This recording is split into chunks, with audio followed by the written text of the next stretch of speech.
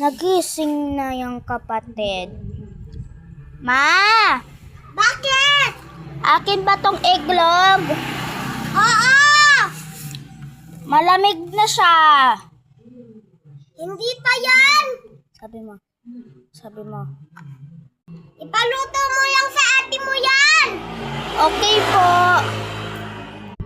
Ate, gising ka. Magluto ka dun ng iglog. Ano ba yan, Bunso? Ba't mo ko ginising? Ano sabi ng mama? Magluto ka daw ng iglog. Sige na nga! Doon ka na! Umupo ka na doon! Ayun, simula ngayon, nagiging mabait na ako. Ang tutuan ko na si Bunso yung paborito niya, itlog. Nandiyan ko rin yun, yung paborito niya eh. Ay! Nahulog guys! Wait lang! Hindi ako makaluto na mabuti.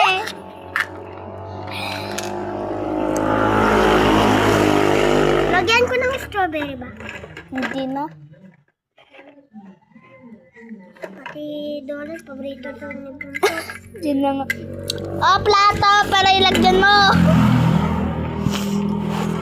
Lagay ko na dito sa plato. Wait lang.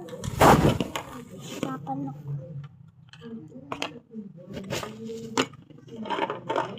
Huwag mo na lagyan yan lang. Oh, Bunso, dahil ngayon mabait ka sa ina yan. Sabi mo, thanks you, ate.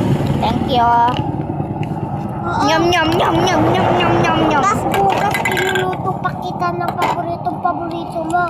Sinigang. Ugasin mo na ah. Huwag dito si mama. Ugasin mo ng masamang tao. Mama, pahugas daw! Kasi ikaw daw yung mama. Sige, anak.